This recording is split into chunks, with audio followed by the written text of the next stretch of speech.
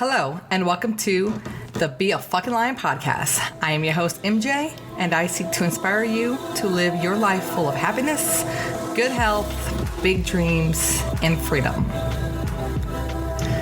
Today, I want to talk about how you can develop a higher level of self-esteem and positivity. This is crucial in order to be successful at any goal you wish to accomplish in life. But lacking it is keeping you from accomplishing those goals. And like all things I talk about, it takes practice and consistency and determination. You're not going to just wake up one day and have a higher self-esteem. But if you can just start practicing some of the things I am going to tell you, you will be on your way to a self-confident, positive, exuberating ball of happiness. I promise you. First, let's discover why you are not confident and why you have a low self-esteem. I want you to take an honest inventory and give this some deep thought. Maybe it's something you buried perhaps and you genuinely just can't figure it out. Look back into your childhood. This is usually where it stems from. Researchers at Johns Hopkins Bloomberg School of Public Health in Baltimore, Maryland, published a study in the JAMA Pediatrics, which I posted a link to, revealing that positive childhood experiences are just as important as negative ones. Did you grow up in a loving and nurturing home or a home full of chaos? I myself grew up watching my mother get the living shit beat out of her by all of her boyfriends. And sometimes they would even beat me. I was never taught how to resolve conflicts, but always taught to fight. My mother and sister also belittled me all the time and made fun of me when I was just a child. I was never shown or taught love, and this carried over into my adulthood. Our home environment plays a huge role on our brain development and how we enter adulthood. Then when we become adults at the very young age of 18, we are broken, ruined, angry, depressed, and we tend to carry these emotions into our relationships and our personal and professional lives as well. We choose the wrong men. We don't hold jobs too well. We turn to alcohol and or drugs, hang around the wrong crowd, and continue looking for love in all the wrong places. Our self-esteems plummet even more because we're not being treated the way we truly desire because we're choosing the wrong relationships. We just keep spiraling out of control, and we tend to blame the person we're in a relationship with. Sure, they may be belittling you and, putting you down and making you feel unwanted. But ultimately, you chose that person. You attracted that person because of how you feel inside.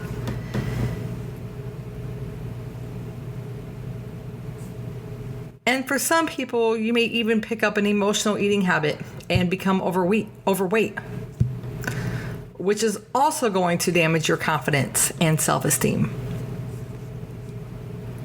Or maybe you were just not taught good eating habits when you were younger, and now you are overweight as an adult.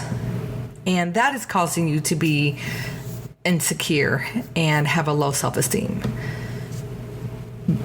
Being overweight is a confidence killer. But what do we do when we are overweight, though? We excuse it and deny it. We tell ourselves things like, big is beautiful, it's genetics, or this is who I am and people need to accept me for me. While it is true that people need to accept you for you, 9.5 times out of 10, you are just telling yourself this to justify the sadness you are really feeling inside. Nobody has to accept you but you. And once you do, and you gain control of your self-esteem, you will then attract the right kind of people into your life. But you first must get real honest with yourself. Let me help you out. I'm going to ask you a few questions. Get a pen and paper out or come back to this and write these questions down. Although I know you already know the answer, I still want you to give it some deeper thought.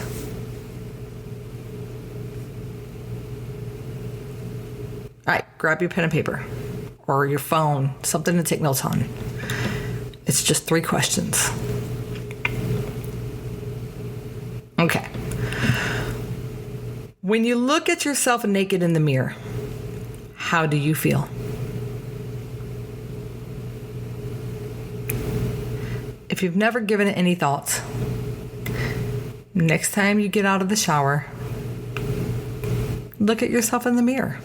Take note of what you see and how you feel. Are you comfortable having sex with the lights on?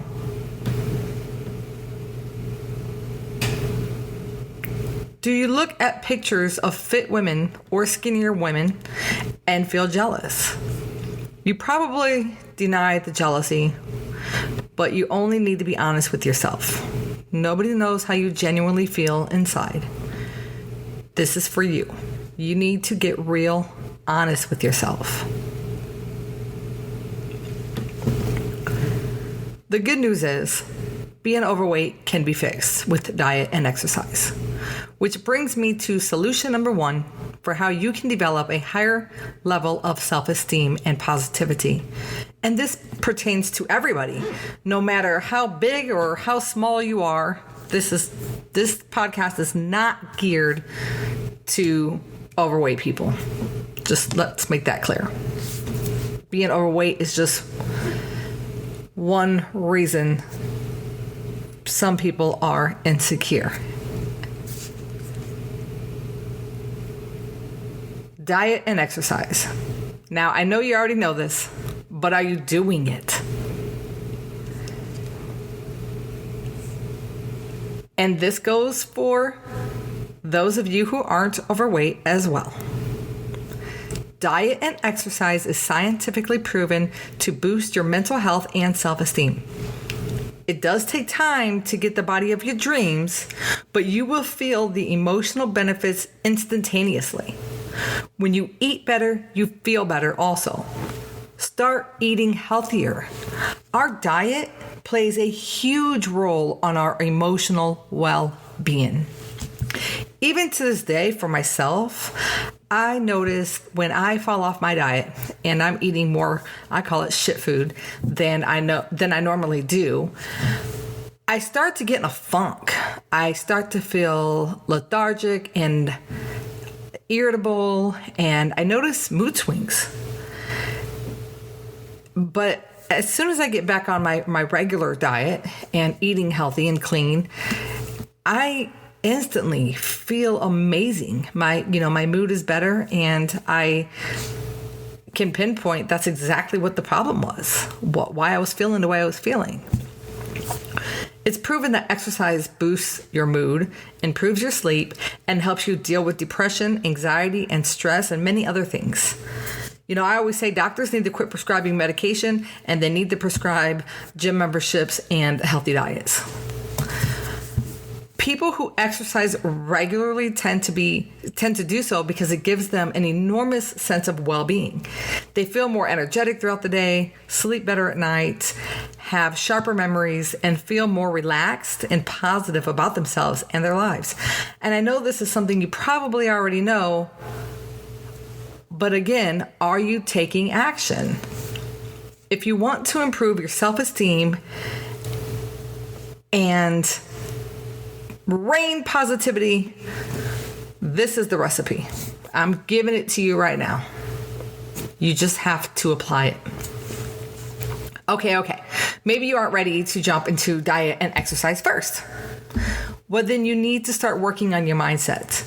And since you are listening to this podcast, you have already started doing this. Congratulations. You are headed in the right direction. Here are some other tips you can do right now to start boosting your self-esteem and positivity. Talk to yourself positively. You must turn every negative thought into a positive one. Tell yourself you are beautiful, worthy, and powerful. Practice this daily. Write yourself notes, like on little sticky notes, and put them on your mirror. Listen to daily affirmations and say them out loud. Write them down. You don't have to believe you are right now. You just have to start making yourself believe you are until you truly do believe. I talk about this next one a lot, and I'm going to say it again. Set some damn goals. It is proven that us humans feel happiest when we accomplish goals because it makes us feel a sense of meaning and purpose. When you accomplish a goal, even a small goal, you will have an increase in pride and happiness. Again, this is scientifically proven. Give. When you help others, it promotes physiological changes in the brain linked with happiness. It just feels good doing good for others. You can do this in the sense of volunteering for something you hold dear to your heart, opening the door for a stranger, donating money to a charity, complimenting a stranger, or even something so small like letting a car get over into your lane. Just start practicing doing more good for others. No matter how small the good deed is, no good deed goes unpunished. It's a win-win for you and the reciprocating person.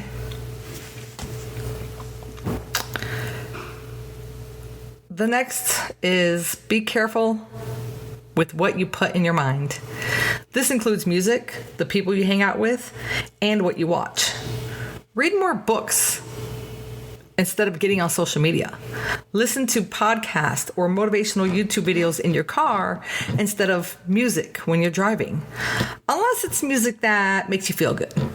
So music tends to bring up old memories, or the lyrics in music are not very positive.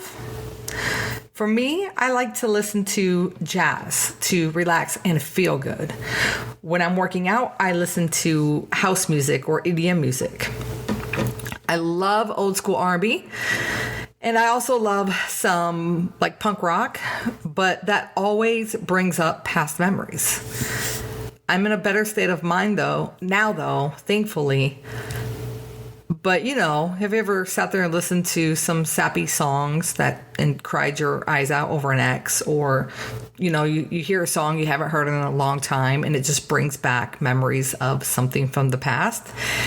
And then you start going down that rabbit hole of memories and bad feelings, which creates a negative state of mind, which, as you know, spirals into this snowball effect of negative emotions.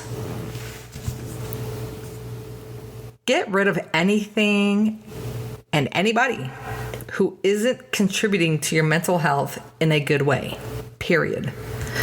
Misery loves company, but you are tired of being miserable, so find yourself better company and watch how fast you start to change for the better.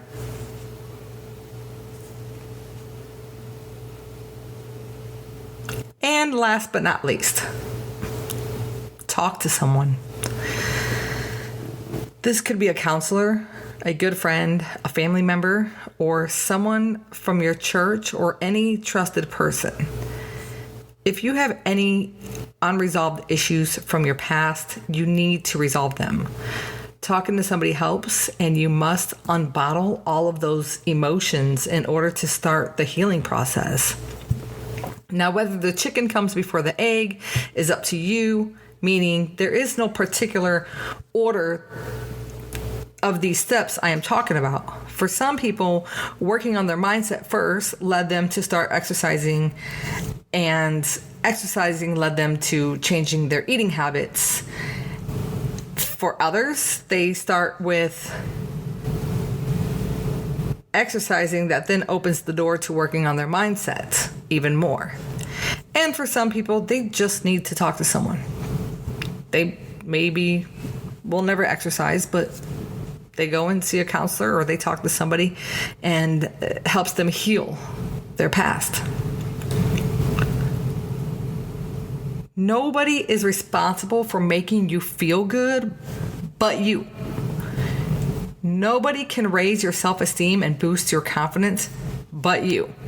Sure, people can compliment you and say nice things that will temporarily make you feel good, but until you deal with the issues inside you, you will still be battling the fight against yourself. You have to love yourself before anyone else can love you. And until you love yourself, you're not going to attract the right person to love you. You can't depend on anybody else to make you feel good but you. You need to get that confidence yourself.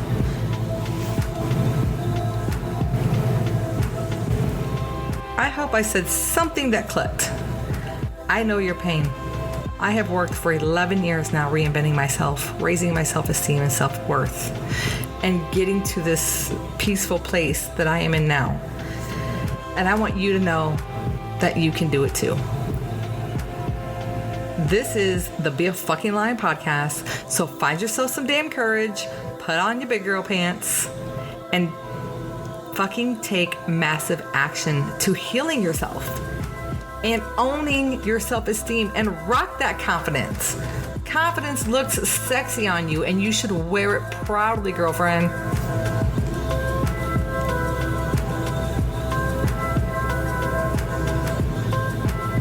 If I said something you liked, helped you in any way, or you just enjoy my podcast, please help me out by leaving a rating, a comment, and sharing with your friends.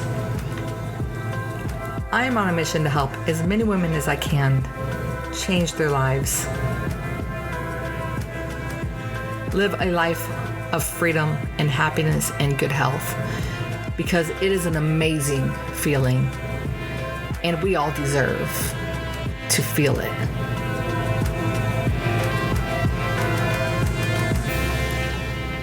You can follow me on Twitter and Instagram at MJ_fit and fierce. And please email me any topic requests you may have to dominate@beafuckinglion.com. Or maybe you just have some questions and I'll be happy to answer them for you via email. Thank you for listening.